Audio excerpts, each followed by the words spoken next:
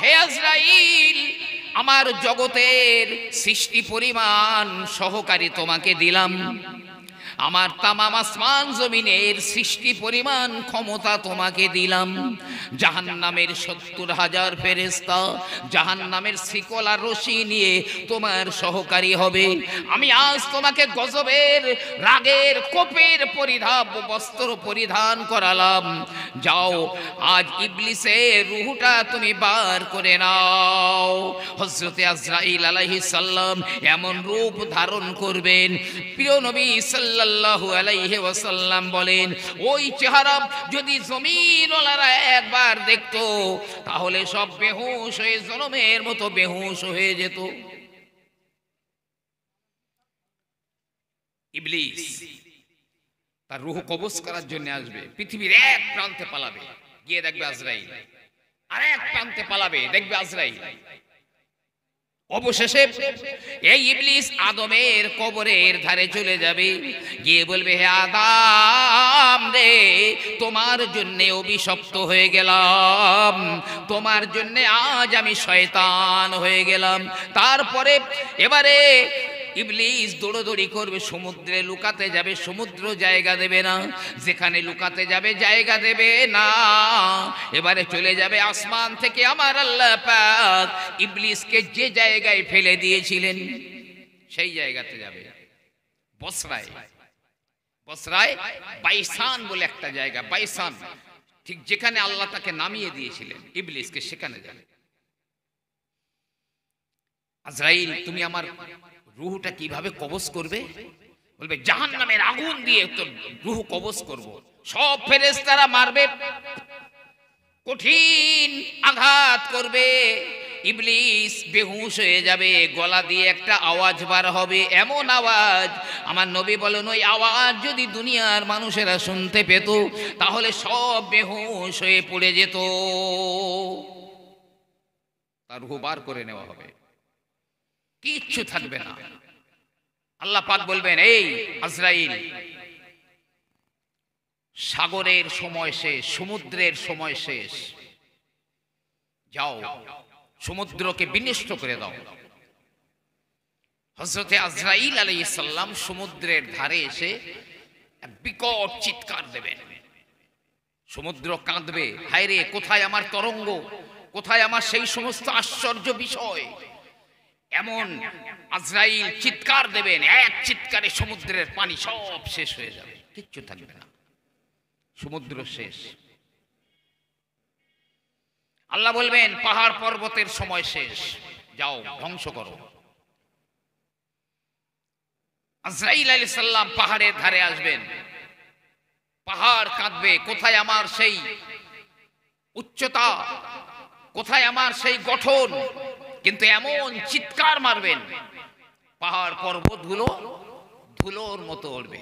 আমার আল্লাহ রাব্বুল আলামিন বলেন, ওয়াতাকুনুল জিবালু কালইহিনিল মানফুশ, পাহাড়গুলো ধুলোর মতো পেজা পেজা তুলোর মতো সব উড়ে চলে যাবে, জমিনের ভারসাম্য থাকবে না, জমিনের ভারসাম্য হারিয়ে যাবে। এবারে জমিনে কম্পন সৃষ্টি হবে, নৌকা যেমন পানিতে দোলাদুলি করে জমিনটাও তেমন দুলবে। আমার আল্লাহ রাব্বুল আলামিন বলেন, ইজা জুলজিলাতিল আরদু জিলজালাহা, এই জমিনে প্রচন্ড ভূমিকম্প হবে, নৌকার মতো জমিন দুলবে, নিচের জিনিসগুলো উপরে উঠে যাবে, এত ভূমিকম্প, আসমান প্রকম্পিত হবে, সূর্যের আলো নিষ্প্রভ হয়ে যাবে, তারকাগুলো মলিন হয়ে গিয়ে খসে খসে জমিনে পড়বে, চাঁদের আলো থাকবে না, গোটা পৃথিবীটা ধ্বংস হয়ে যাবে।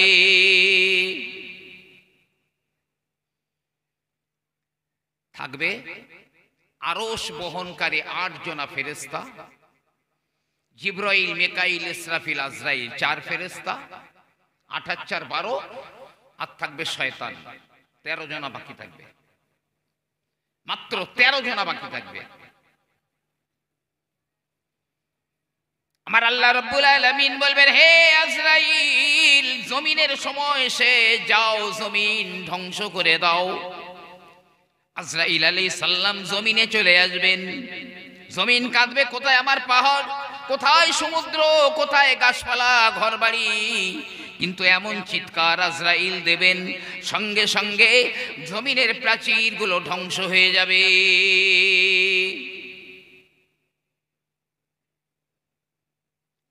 আল্লাহ বলবেন, হে আজরাইল, এবারে আসমান ধ্বংস করে দাও।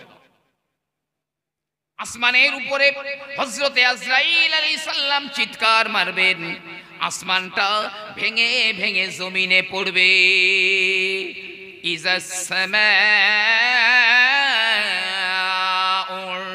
শাক্কাত, আসমান ফেটে যাবে, বিদীর্ণ হয়ে যাবে, আসমান গুটিয়ে নেওয়া হবে।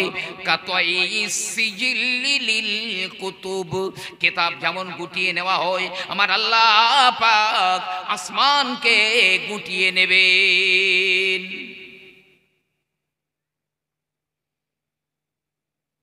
সব ফেরেশতাদের মৃত্যু, তাম ফেরেশতাদের মৃত্যু হয়ে যাবে, কেউ নেই। আল্লাহ বলবে, আজরাইল, ওই জিবরাইল, মিকাইল, ইসরাফিল, এদের রূহগুলো বার করে নাও। তিনজনের রূহ যখন বার করা হবে, কিতাবে এসে তারা বড় বড় পাহাড়ের মতো আছড়ে পড়বে। জিবরাইল, মিকাইল, ইসরাফিল, আরশ বহনকারী 8 জনা ফেরেশতার রূহ কবজ হয়ে গেছে। আল্লাহ বলবে, আজরাইল, তুমি আছো, জান্নাত আর জাহান্নামের মাঝখানে যাও, গিয়ে নিজের রূহটা বার করে দাও। হযরতে আজরাইল আলাইহিস সালাম জান্নাত আর জাহান্নামের মাঝখানে গিয়ে এমন চিৎকার মারবেন, আজরাইলের রূহটা বার হয়ে যাবে, কেউ নাই, কেউ নাই। আমার আল্লাহ রাব্বুল আলামিন বলবেন, লিমানিল মুলকুল ইয়াউম, কার রাজত্ব আজ, রাজত্ব কার? 40 বছর পার হয়ে যাবে, 40 বছর কেউ কথা বলছে না। আমার আল্লাহ রাব্বুল আলামিন এবারে নিজেই জবাব দেবেন, লিল্লাহিল ওয়াহিদিল কাহ্হার, অদ্বিতীয় পরাক্রমশালী আল্লাহর রাজত্ব আজ, আল্লাহর রাজত্ব। সব শেষ, শুধু আল্লাহ আছেন, আর কেউ নেই। পাহাড় পর্বত, নদী নালা, ঘর বাড়ি সব শেষ, পৃথিবীটা সমতল হয়ে গেছে। এবারে আমার আল্লাহ রাব্বুল আলামিন জিবরাইল, মিকাইল, ইসরাফিল, আজরাইলকে আবারও জীবিত করবেন। আল্লাহ এবারে তামাম জীবগুলো, রূহগুলো বাঁশির ভিতরে দিয়ে দেবেন। মানুষ, জিন, সাপ, বিছে, জীব জন্তু, পশু পাখি যাদের রূহ আছে, সব রূহকে ওই বাঁশির ভিতরে দিয়ে দেবেন। আমার আল্লাহ রাব্বুল আলামিন বলবেন, হে ইসরাফিল, এবারে তুমি সিংহায় দ্বিতীয়বার ফুৎকার দিয়ে দাও। যখন ফুৎকার দেওয়া হবে, নবীরা তাদের নিজস্ব ছিদ্র দিয়ে বার হয়ে যাবে, মানুষেরা তাদের ছিদ্র দিয়ে রূহগুলো বার হবে, জিনেরা তাদের আপন ছিদ্র দিয়ে বার হয়ে যাবে, সব বার হয়ে বিক্ষিপ্ত পতঙ্গের মতো। আর মৌমাছি যেমন বিক্ষিপ্ত ওড়াউড়ি করে, রূহগুলো তেমন উড়বে। যেমন মৌমাছির চাকে ঘা দিলে মৌমাছিরা ওড়ে, ঠিক ওই রকম রূহগুলো চতুর্দিকে উড়বে। এবারে ওই ছোট্ট হাড়, ওই হাড় থেকে আমার দেহটা গজিয়ে যাবে, আপনার দেহটা গজিয়ে যাবে।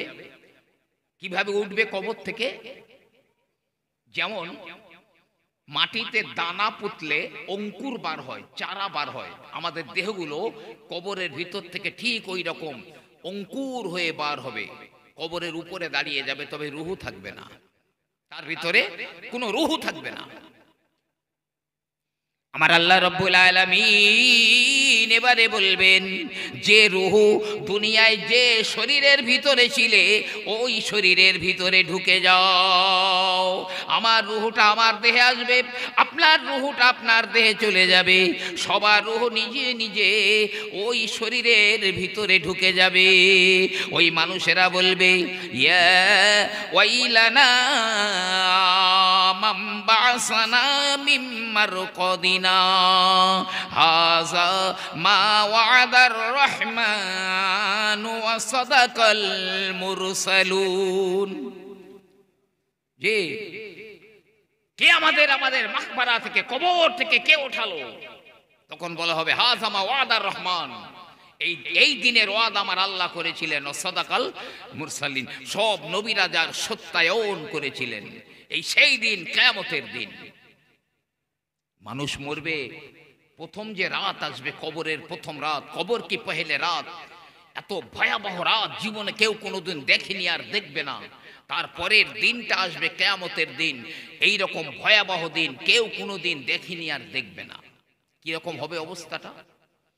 হাসরের ময়দানের অবস্থাটা কেমন হবে? আমার আল্লাহ রাব্বুল আলামিন বলেন ওয়াতারান্নাসা সুকারা ওয়া মা হুম বিসুকারা ওয়ালাকিন্না আযাবাল্লাহি শাদীদ। হে নবী, হাসর ময়দানে আপনি দেখবেন মানুষগুলো যেন মাতাল হয়ে রয়েছে, নেশাখোর হয়ে রয়েছে, চোখগুলো লাল হয়ে গেছে, পা ঠিক পড়ে না, মাতালদের মতো সিমটম হয়ে গেছে। তবে না না না, ওমা হুম বিসুকারা, ওরা মাতাল নয়, নেশাখোর নয়, ওয়ালাকিন্না আযাবাল্লাহি শাদীদ। আমার আল্লাহ পাকের আযাব বড় কঠিন। যে বাচ্চারা বাচ্চাবেলা মারা গিয়েছে, কিয়ামতে বাচ্চা বেলায় উঠবে, কিন্তু আযাব দেখে বুড়ো হয়ে যাবে। যে মা গর্ভে বাচ্চা নিয়ে মারা গেছে, ওই মা পেটে বাচ্চা নিয়ে কিয়ামতের ময়দানে উঠবে। তবে না না না, আযাব দেখে কখন বাচ্চা প্রসব হয়ে যাবে ও নিজেই বুঝতে পারবে না।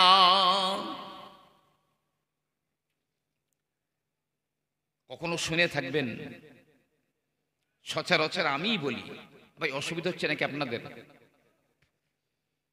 যতক্ষণ আছে মন দিয়ে শুনুন। ওয়াজ নসিহত তো প্রায় মরে গেছে। এখন এই জমিন থেকে সূর্যের দূরত্ব 9,30,00,000 মাইল। 9,30,00,000 মাইল। সূর্যের যে গরম উত্তাপ, সেই উত্তাপকে 20 কোটি ভাগ করে এক ভাগ পৃথিবীতে পড়ে। 20 কোটি ভাগের এক ভাগ মাত্র জমিনে পড়ে, বাকি উপরে উঠে যায়। তাই যখন খুব রৌদ্র পড়ে, গরম পড়ে, আমরা কি করি? এয়ার কন্ডিশন ঘর, পাঁচতলা গাছতলা, আইসক্রিম, কোল্ড ড্রিঙ্কস, কি না করি আমরা, ফ্যানের বাতাস। কিন্তু না, কিয়ামতের দিনে সূর্য 9,30,00,000 মাইল দূরে থাকবে না, 4 কোটি মাইল দূরে থাকবে না গো। 1 কোটি মাইল দূরে নয়, 1,00,000 মাইল দূরে নয়, 1,000 মাইল দূরে নয়, 100 মাইল 50 মাইল দূরে নয়, বরং আমার নবী পাক বললেন হাত্তা ইয়াকুনা মিকদার মিলিন, জমিন থেকে সূর্য 1 মাইলের ভিতরে নেমে আসবে। আর 20 কোটি ভাগ উত্তাপ সব জমিনে পড়বে। জমিনটা তামা হয়ে যাবে, টকটকে লাল, আগুনের স্ফুলিঙ্গ বার হচ্ছে। আমরা কবর থেকে উঠব, পায়ে জুতা থাকবে না, গায়ে জামা থাকবে না, মাথায় টুপি থাকবে না, নাঙ্গা কিয়ামতের ময়দানে উঠব। কিয়ামতের একটা দিন 50,000 বছরের মতো লম্বা হবে। দুনিয়াতে 50,000 বছর হতে যে সময় লাগে, কিয়ামতের একটা দিন তত বড় হবে। সব নবীরা কেঁদে জারে জার হয়ে যায়। আদম নবী কাঁদে নফসি নফসি, আল্লাহ তুমি আমাকে বাঁচাও। নূহ নবী কাঁদে বাঁচাও।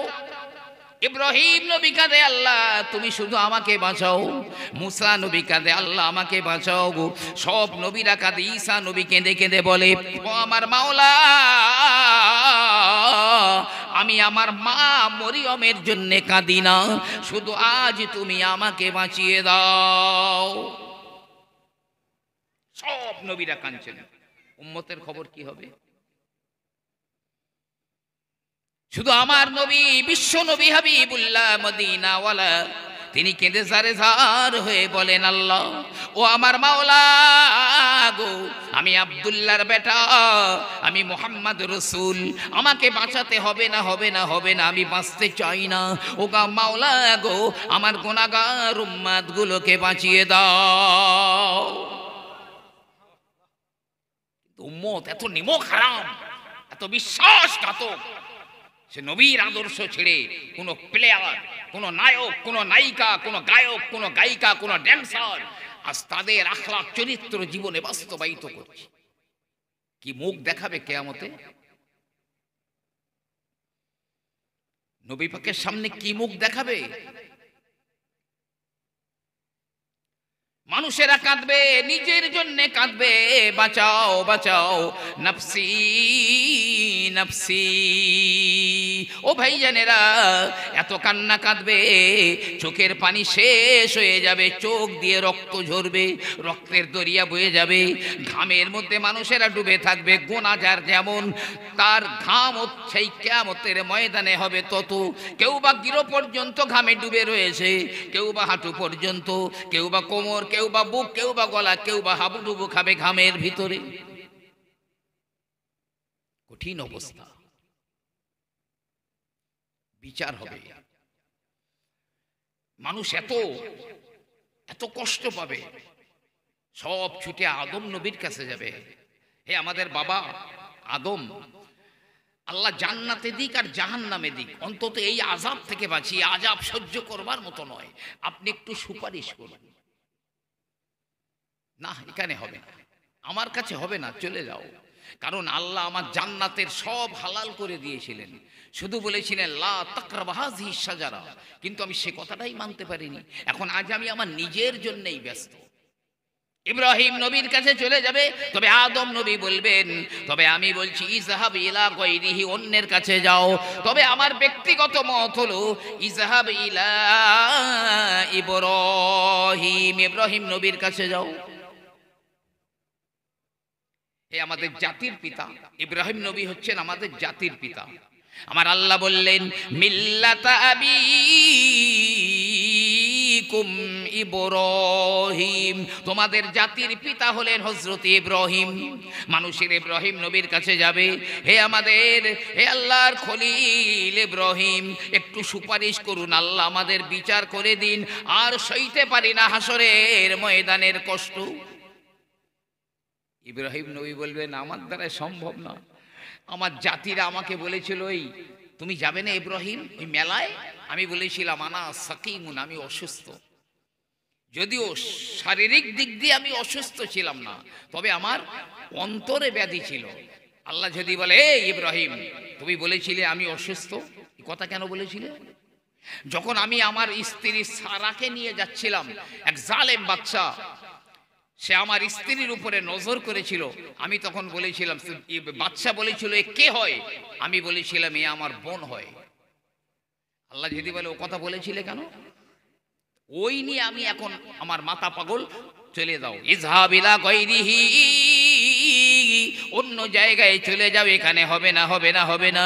তবে আমার ব্যক্তিগত মত হলো ইযহাব ইলা মূসা, তোমরা মূসা কালিমুল্লাহর কাছে চলে যাও।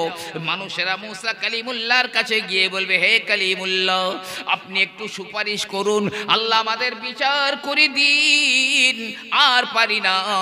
মূসা নবী বলবেন না না না, আমি এক কিপ্তিকে চড় মেরেছিলাম, আর একটা চড়েই কিপ্তি মারা গিয়েছিল।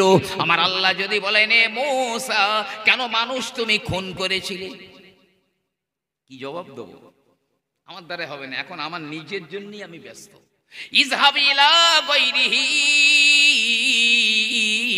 অন্য জায়গায় চলে যাও। তবে আমার ব্যক্তিগত মত হলো ইযহাব ইলা ঈসা, তোমরা ঈসা নবীর কাছে চলে যাও, হয়তো উনি তোমাদের জন্য সুপারিশ করবেন, উনি হলেন রূহুল্লাহ। ঈসা নবীর কাছে যাবে, হে ঈসা রূহুল্লাহ আল্লাহর কাছে একটুখানি সুপারিশ করুন, বিচারটা করে নি, এই কিয়ামতের আযাব আর পাচ্ছি না। ঈসা নবী বলবেন, আরে খ্রিস্টানরা আমাকে খোদার বেটা বলতো, আমি বলতে বলিনি, অথচ ওরা আমাকে খোদার বেটা বলে। আল্লাহ পাক আমার যদি বলে এই ঈসা ওরা তোমার খোদার বেটা বলে কেন, আমি কি জবাব দেব? এখন ওই চিন্তায় পাগল। তবে ইজহাব ইলা গায়রিহি, অন্য জায়গায় যাও। তবে আমার ব্যক্তিগত মত হলো ইজহাব ইলা মুহাম্মাদুর রাসূলুল্লাহ, তোমরা নবী মুহাম্মাদুর রাসূলুল্লাহর কাছে চলে যাও। মানুষেরা যাবে, আল্লাহর নবীকে বলবেন আমার আল্লাহ পাকের নবী আমার আল্লাহর দরবারে সুপারিশ করবেন, হিসাব শুরু হয়ে যাবে। হিসাব দেবে কিয়ামতের মাঠে। ধরেন আমার কি আপনার হিসাব হচ্ছে, তখন আমার সমস্ত অঙ্গ প্রত্যঙ্গ কথা বলবে। আমার টোটাল অঙ্গ প্রত্যঙ্গ, হাত পা চোখ কান নাক চামড়া সব কথা বলবে আমার বিরুদ্ধে। এই মানুষেরা বলবে লেমা শাহিদতু মালাইনা, হে আমার হাত, হে আমার পা, হে আমার কান চোখ নাক অঙ্গ প্রত্যঙ্গ, কেন তোমরা আমাদের বিরুদ্ধে সাক্ষী দাও? এই আমাদের বিরুদ্ধে সাক্ষী দিচ্ছ কেন? আরে যে হাতে সাবান ডলি তেল মালিশ করি, যে অঙ্গে ব্যথা হলে ডাক্তারখানায় যাই সুস্থ করার জন্য, মনে রাখবেন এই মাথা থেকে পা পর্যন্ত কোনো অঙ্গ আপনার বন্ধু নয়, সব কটা দুশ্মন। এ আমার হাত, এ আমার দুশ্মন, চোখ কান নাক আমার দুশ্মন। আমি একটা একটা করে বলছি। আমরা বলবো এই লেমা শাহিদতু আলাইনা, তোমরা আমার বিরুদ্ধে আমাদের বিরুদ্ধে কেন সাক্ষী দিচ্ছ? সূরা হামিম সাজদা 21 নম্বর আয়াত। আমাদের অঙ্গ প্রত্যঙ্গগুলো ওই দিনে বলবে কলু আনতাকানাল্লাহুল্লাযী আনতাকা কুল্লু শাইইন, আমার আল্লাহ পাক আমার আল্লাহ তাআলা আজ আমাদের বাক শক্তি দিয়েছেন, কথা বলার ক্ষমতা দিয়েছেন। যে আল্লাহ প্রতিটা জিনিসের কথা বলার ক্ষমতা দেন, আল্লাহই আমাদের কথা বলবার ক্ষমতা দিয়েছেন। যে আল্লাহ প্রতিটা জিনিসের বাক শক্তি দেন, এই আমার অঙ্গ প্রত্যঙ্গ কথা বলবে। তখন আল্লাহ পাক কি বলবে আমাদের? আমার আল্লাহ রব্বুল আলামিন কি বলবেন? আমার আল্লাহ পাক বলবেন সূরা হামিম সাজদার 22 নম্বর আয়াত। আমার আল্লাহ রব্বুল আলামিন বলবেন ওমা কুনতুম তাস্তাতিরুনা আইয়াশহাদা আলাইকুম সামউকুম ওয়া আবসারুকুম ওয়ালা জুলুদুকুম, তোমরা পাপ করতে গুনাহ করতে দুনিয়ায় আর লুকিয়ে রাখতে, আর তোমরা মনে করতে তোমাদের কান তোমাদের চোখ তোমাদের চামড়া কিয়ামতের ময়দানে কথা বলবে না, ভাবতে এরা আমার বিরুদ্ধে সাক্ষী দেবে না। জি আল্লাহ পাক বলবেন তোমরা বড় বড় পাপ করতে আর সে পাপগুলো গোপন করে রেখে দিতে, আর ভাবতে এরা আমার চোখ কান আমার গায়ের চামড়া আমার বিরুদ্ধে কথা বলবে না। কিয়ামতের দিনে বান্দার বিরুদ্ধে 8টা সাক্ষী হবে। কটা রুখবেন আপনি? আমার বিরুদ্ধে আপনার বিরুদ্ধে 8টা সাক্ষী থাকবে কিয়ামতের ময়দানে। 1 নাম্বার স্থান, জমিন কথা বলবে।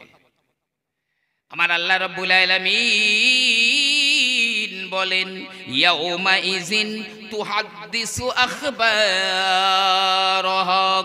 বিআন্না রাব্বাকা আওহা লাহা। সূরা জিলজালের ভিতরে আমার আল্লাহ বলেন ইয়াউমা ইযিন, ওই কিয়ামতের দিন, তুহাদ্দিসু কথা বলবে, আখবারাহা তার সংবাদগুলো বার করে দেবে। কেন? বিআন্না রাব্বাকা আওহা লাহা, কিয়ামতের দিনে আমার আল্লাহ পাক ওহী বা তাদের প্রত্যাদেশ করবেন কথা বলার। আল্লাহ বলবেন হে জমিন, আমার এই বান্দা তোর উপরে কি কি কাজ করেছে সব আমার বলে দে। এই আমার এই বান্দা যার বিচার হচ্ছে, এ তো তোর উপরে জমিনের উপরে যা যা করেছে সব বলে দে। জমিনের যে অংশে আমি যে কাজ করেছি, সাহেব, বিবি, গোলাম, হরতন, রুইতন, টিক্কা, ইস্কামান ফেলেছি, যেখানে বসে ওই জমিন ওই সাক্ষী দেবে। যেখানে বসে গাঁজা টেনেছি সেই জমিন সেই সাক্ষী দেবে। যেখানে বসে মদ খেয়েছি সেই সাক্ষী দেবে। আমাদের প্রতিটা কথা এবং কাজ জমিনে রেকর্ড হচ্ছে। মুসলিম শরীফের একটা হাদিস আছে, প্রিয় নবী সাল্লাল্লাহু আলাইহি ওয়াসাল্লাম বলেন, কথা বলো হুঁশিয়ার হয়ে, কাজ করো সাবধান হয়ে, কারণ তোমাদের কথা এবং তোমাদের কাজগুলো জমিনের ভিতরে রেকর্ড হয়। সব রেকর্ড হচ্ছে, ভিডিও রেকর্ড।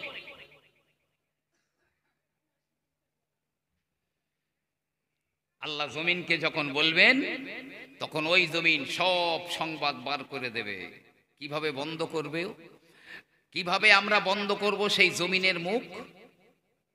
পারবো না। একদম আমরা সিসি ক্যামেরা লাগিয়ে রাখি, আল্লাহ সব জায়গায় ওই রকম তার কুদরতি সিসি ক্যামেরা রেখে দিয়েছে। প্রত্যেকটা জিনিস সব রেকর্ড হচ্ছে, সব রেকর্ড হচ্ছে। ভাইরা আমার, বাবাজিরা আমার, আমাদের 2 নাম্বার সাক্ষী হলো সময়। সময় সময় প্রতিটা সেকেন্ড, প্রতিটা মিনিট, প্রতিটা ঘন্টা, প্রতিটা দিন আমার আপনার বিরুদ্ধে সাক্ষী দেবে। আমার রাসূলুল্লাহ মদিনাওয়ালা তিনি ইরশাদ করেন, ইউনাদি কুল্লা ইয়াউমিন আনা ইয়াউমুন জাদীদ। প্রতিদিন সকালবেলা বলে, হে আল্লাহর বান্দারা, আমি হলাম সময়, আমি হলাম নতুন দিন। ওয়া আনা ফীমা তা'মালু ফীহা শাহীদ। তুমি আমার ভিতরে যা কিছু করছো এই সময়ের ভিতরে সব আমি সাক্ষী রয়েছি। কিয়ামতের দিনে তোমার বিরুদ্ধে সাক্ষী দেব। প্রতিটা সময় সাক্ষী দেবে।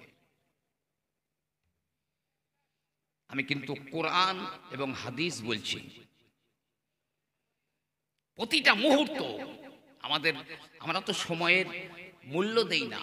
আমাদের বুজুর্গানে দিন যারা ছিলেন সারাদিনই একটা রুটি খেতেন। সারাদিনে তা রুটিটা ভিজিয়ে রাখতেন। লোকেরা বলতো, হুজুর রুটি ভিজিয়ে রাখেন কেন? তিনি বলতেন, আরে শুকনো রুটি খেতে সময় বেশি লাগবে, আমি আল্লাহর জিকির কম হয়ে যাবে। ভিজে রুটি তাড়াতাড়ি খেয়ে নিলাম, তার মধ্যে আমার 70 বার সুবহানাল্লাহ পড়া হয়ে যাবে। সময়ের এতটা মূল্য দিতেন।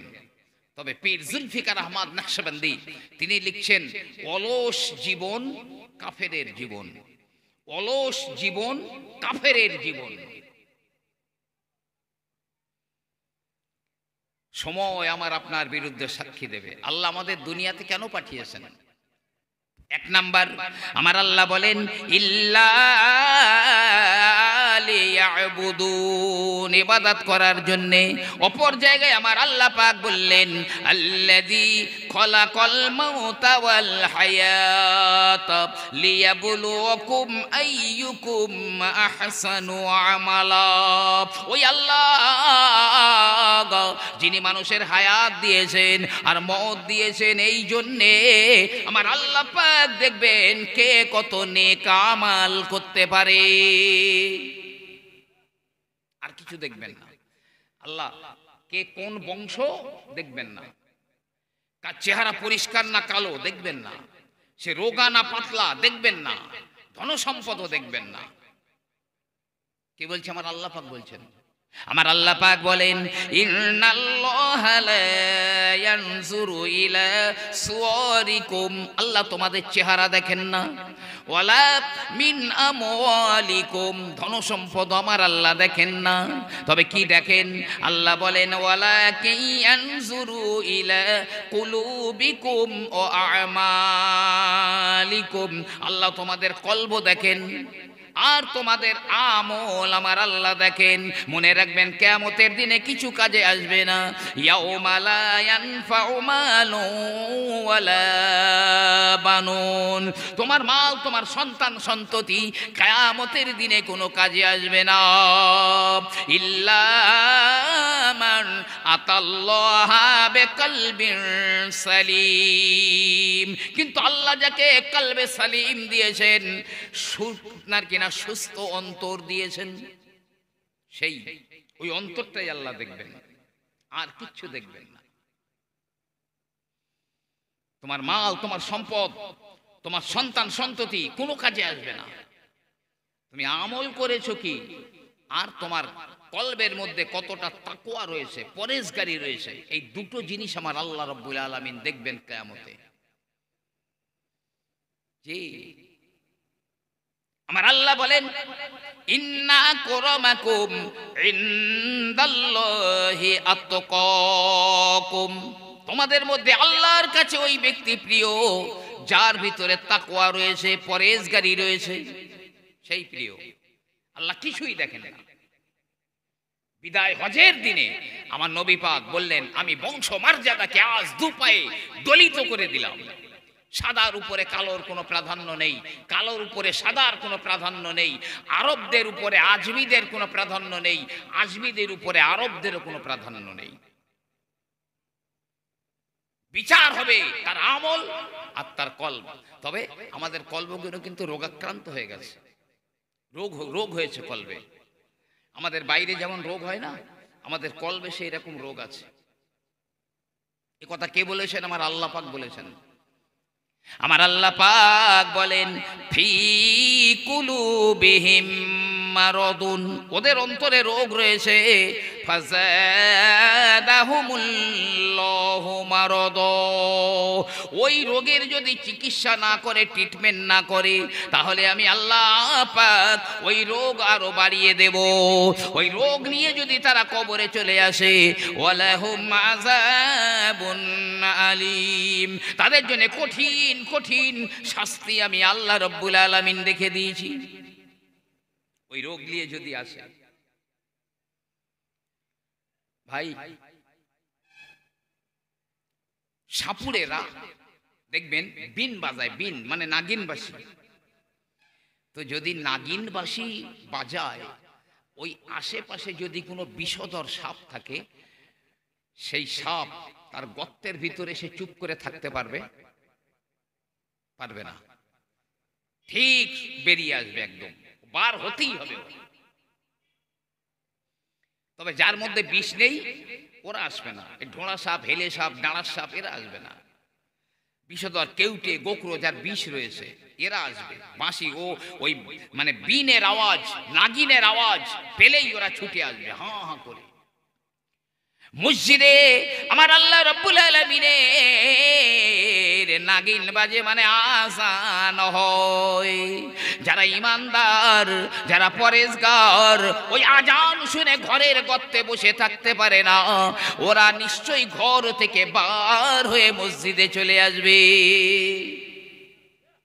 যদি না আসে, জানবেন ওর মধ্যে বিষ নেই, মানে ওর ঈমানে ক্যান্সার হয়েছে, ওর ঈমানে প্যারালিসিস হয়েছে, ওর ঈমানে পক্ষাঘাত হয়েছে, ডায়রিয়া হয়েছে ওর ঈমানে। এই জন্য আল্লাহ ঈমানদারদের ঈমান আনতে বলেছেন, কাফেরদের বলেন। আল্লাহ পাক বলেন ইয়া আইয়ুহাল্লাযীনা কাফারু আমিনু বিল্লাহি ওয়া রাসূলিহি, বলেননি এ কাফেররা আল্লাহ আর তার রাসূলের উপর ঈমান আনো। তবে ঈমানদারদের বলেছেন।